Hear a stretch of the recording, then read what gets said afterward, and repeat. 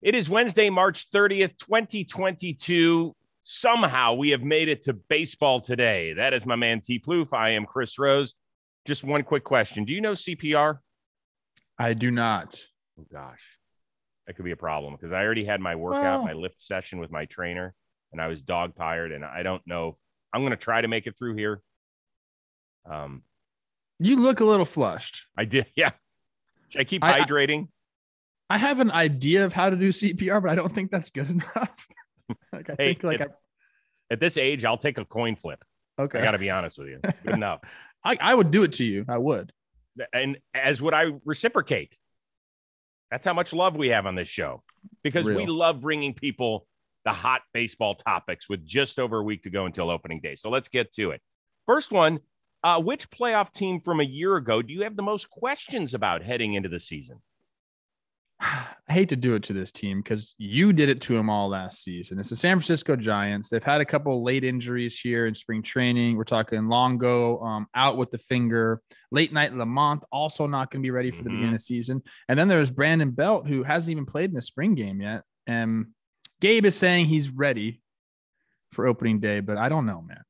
So there's a few little injuries there. The rest of the teams that made the playoffs, though, I mean, they all improved or look like they're going to do it again. So I think if I had to pick one, it'd be the Giants. Except for one.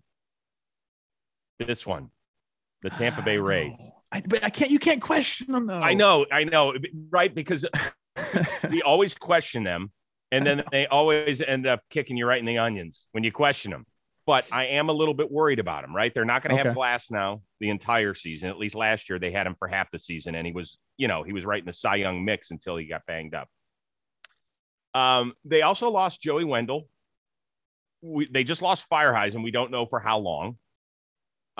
They didn't add anybody that wows you, right? I mean, they added Corey Kluber to the rotation. They always end up picking up a reliever or somebody in a trade, right? They got two good relievers last year in the Willy Adames deal. We know that Wander Franco, you feel like with a full year, is going to be that much better, but you never know. So there's three teams in the East that did a lot, that signed some big name guys. And so I don't ever question what the Rays are doing, but I question whether or not they have enough to stick with the rest of the teams that are there. You're totally right. And any normal person looking at rosters or just kind of trying to project the playoffs, would have that same thought process. I did last year. I believe I took the under on their win total during the season, and they surpassed that. No big deal. There are some guys that are hurt there too. So I guess, you're right. This team has a few question marks and it's okay to question them. I've done it before and it's just led down the wrong path. Maybe that's why you stayed away from the Giants in this question. Yeah, absolutely. I've gone down that train and it rolled right over me last year and people have not let me forget. Okay. Let's talk about a team that we rarely do on baseball today. The Pittsburgh Pirates, who raised a few eyebrows on Tuesday as they sent down Oneil Cruz for a little bit more seasoning or so. Does this pass the smell test? What smell test? Like the service time manipulation? It smells exactly like that. It smells perfectly like service time manipulation. I thought we got rid of that during the negotiations. No, we openly talked about how teams do it, and then nothing really happened. There was a few bonus things. If Oneil Cruz, this was the interesting part of this whole thing. You can save a year of service time by keeping these guys down for 2 weeks. And that's what teams typically would have done. Now, if a guy comes up and wins Rookie of the Year, second Rookie of the Year, they can accrue a full year of service time. So maybe this is going to go the other way. We might not see Oneil Cruz until June? Because they don't want him to win the Rookie of the Year. So they keep him down longer. I hope it doesn't turn out that way, Chris. Maybe this is the pessimistic side of me with these negotiations. But he should be in the big leagues. Tell me who's stopping that guy from being in the big leagues in the Pirates organization. I don't know. I mean, Kevin Newman's going to be their starting shortstop. And Kevin Newman's a good player. There's no question. But I'm putting myself in the cleats of a Pittsburgh Pirates fan. 3 straight last place finishes.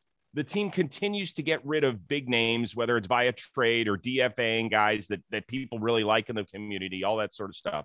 So if you're a Pirates fan, why are you going to the games other than to see that magnificent ballpark and maybe stars on the other team?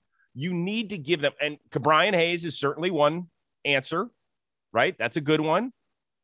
Reynolds is another good one until he gets traded. But Oneil Cruz is something we have not seen. What is he, like a 7'2" shortstop? Like, I would go pay to see that guy if I were, a Pirates fan that had a family. Dude, when we first saw this guy in spring training, I did not know his prospect pedigree. He looks like a hooper out there. Right. Like he doesn't necessarily fit in on a baseball field because you just don't see that body type a lot, especially at shortstop. Yeah, not in the infield. I mean, we see Aaron Judge and Giancarlo Stanton roaming the outfield, but not in the infield. Yeah, well, they're a little bit more proportionate than he is. He's kind of like tall and skinny, so he kind of like stands out a little bit more. But there's like he's put the numbers up. Like he can do it. Like let's see what this guy can do. They're calling him a unicorn. Great, let's see the unicorn. That can sell some tickets for you.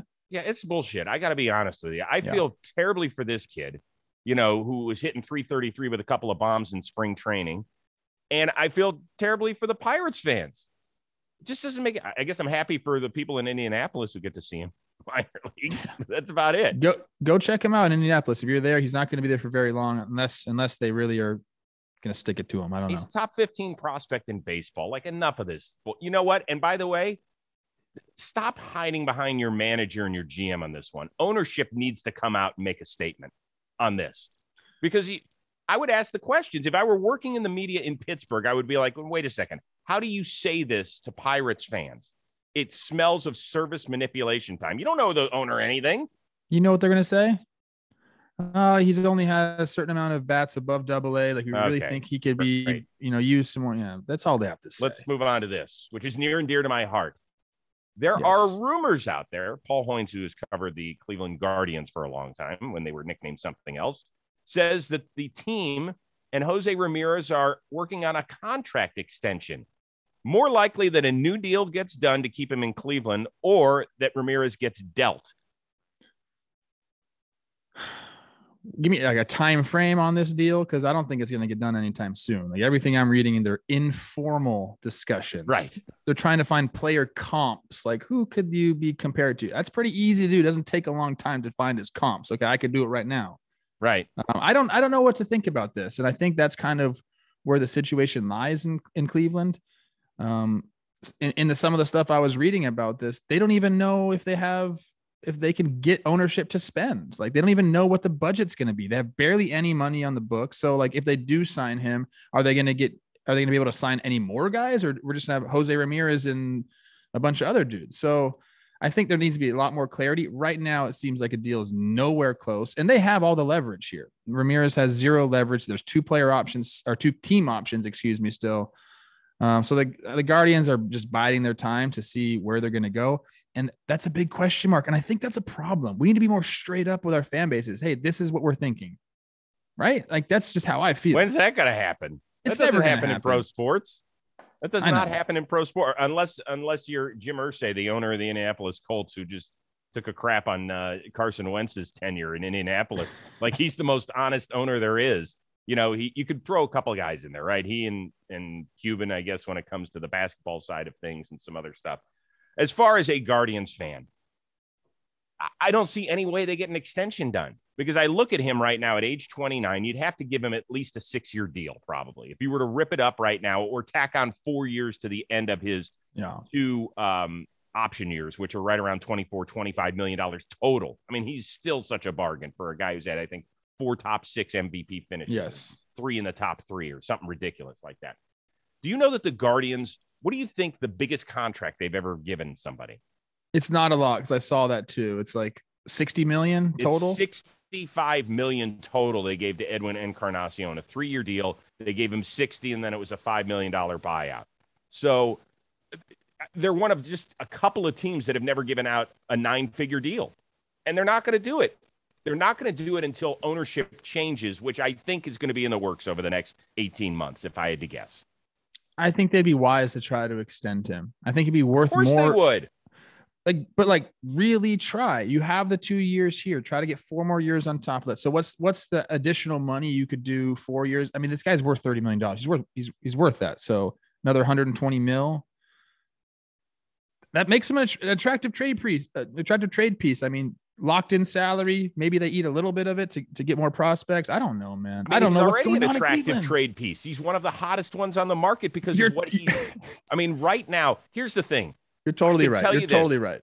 Cleveland Guardians fans cannot go through another Lindor exodus. Okay, they got some decent guys in the trade, but it's nobody that you're knocking down the turnstiles to go see. You're just not. It's really, really challenging. He's most valuable. I don't think that would. I'm wrong. That extension would not add value to him. No. As far as trade value, it would not. No. Where he's at right now with 2 team options. It's after this year, right? So is this year plus 2 more? No, it's this year plus another one. Plus one. Okay. Now he's last summer was most valuable. Now he's still really valuable. So they got to figure out what they want to do. It's a shame that we're talking about this and we have no idea. Here's the thing. They have to decide by June, in my opinion. Yes. They have to decide by June. Either we're going to keep him and we're going to bite down hard and we're going to give him a lot of dough and build around him and rebrand the team with Jose Ramirez as the face. And they certainly could do that. Or they have to trade him by this summer. I got a team for him. San Francisco Giants just lost their third baseman. I'm with you there. I just don't think that they have the sort of young players that Cleveland I don't think wants. so either. Yeah, they're just not. It's not a good fit that way. Where's he going to go? Well, Toronto was a great idea prior to Chapman. Philly's got a crappy farm system. We have to see it shake out. But, the new farm system rankings just came out, and I don't see a perfect match unless Toronto still has more in the coffer. They've got a good young catcher. They've got a good young third baseman in the system still. And they've got some guys at the major league level that probably they could get rid of, too. Because, remember, Ramirez can play second base. I was going to say, moving to second base, think about that infield. Oh, God. Yeah. Look out. All right, let's move on. All right. In the meantime, next 20 on the MLB Network, not familiar with them, top 100 players countdown. It came out numbers 80 through 61. So which one of the most 20 recently revealed players has a shot at being in the top 5 award category this season? I know that was very jumbled, but do you understand the question? I do understand the question. And I think I have a good answer here. Okay. I am going to go with the best to ever do it. Do you know who that is? Randy Arozarena, baby. Whoa! Let's go. Let's get this guy a beautiful full season of at bats like he did last year. He had a 131 OPS plus last year. I think he can. I think he can build on that. Okay, he's going to be 27 this year, entering the prime, seeing big league pitching again. I think he can make that massive leap. I think him and Wander Franco are going to be so fun to watch together down there in Tampa. And I wouldn't be surprised, if we're talking dude, this guy has a chance, maybe not at an MVP because I think Shohei's going to run away with it again, but getting those votes, he's going to be very important to that Tampa team. Wow. So you think a top 5 MVP candidate? Rookie of the year last year. I know. He was great. Wow. That's a big one. I looked at those 20 guys. He didn't even register, but I like it. I like guys with long odds. Yes. The other one was Anthony Rendon. I know the injury history is there, but I think he's surrounded by enough talent. He is an elite player when he's healthy. He's got a chance, but I like Randy better just because it's fun to dream upon that. Totally. And by the way, you could see Arozarena being the leader offensively of that team. The problem is, as good a year as Rendon is going to have, will he ever be looked at? He's just kind of in the background when you've got Shohei and Trout on the same squad. I think he likes that. I think he likes that. Yeah. Okay. Interesting. For me, I thought Corbin Burns kind of came out of, I'm not going to say nowhere during the pandemic shortened season, but we saw what he could do. And then he made that monumental leap a year ago and won the Cy Young Award. I'm going to go with one of his rotation mates, Freddie Peralta. He's checking in at number 75 on their top 100 list. Last year, over 12 Ks per 9, but he only threw 144 innings. That's the thing that scares me. Can he get through can he make 32 starts? Can he give you 185 innings and then continue to put up these numbers? Because if he gives you 180 innings, 185 innings, he could strike out 230 guys and wow us. The only other thing that worries me, in addition to the durability, is the walks. That's been a bit of a problem. But as he continues to get older, hopefully he refines that part of his game. and all of a sudden because he's got some fun stuff to watch, dude. And like I love his attitude. We saw him in Yes. Milwaukee last year, and the guy is just like walking energy. So I believe in stuff like that, and I like that pick, Chris. Okay, it's solid. Finally, what do you have coming up on John Boy Media? All of our TPPs are coming out. You know, I think we've done the NL Central. I think we're releasing the AL Central today. So if you have your favorite team, you want to hear us talk about them, they're all coming out. We did it a little bit different this year, but they've been really good. Really good. Those and are fun to watch. I'm narrowing down my choice for the World Series. I think I have a team. So wait a second. I want to ask you a question. Are you announcing that on Talking Baseball, or are you announcing that here? Because I'm not going to take offense if you. You know what? Neither. We're going to do a whole live stream of it. I'll be in New York for it. Wow. I have my winner, I believe. Now I'm deciding who they're going to play. That's big news. It is big news. What you got, man? Holy smokes. Live I wonder stream. if I could be a part of the live stream. Nobody come to New York. Well, got something else. Oh, I know where you're going to be. Hey, tell me what you got coming up. Well, in about 90 seconds, I have to go talk to Trevor May for the 100th episode of the Chris Rose Rotation, which will be coming out on Thursday. He was co-host number 1. He'll be co-host number 100. It just worked out that way, which is kind of cool. A lot of stuff. So if you're a Mets fan, you better tune into this one. We got a lot of shit going. Yeah, dude, dig in. I want to hear some juicy Mets stuff. Oh, yeah. I got a whole list of it right here. Oh, I love that. Okay. We are back at it again on Thursday. Special shout out to our producer extraordinaire, the one and only Dan Rourke. That is my man, Trevor Plouffe. I am Chris Rose. Thanks so much for tuning in to Baseball Today. See you on Thursday, everybody.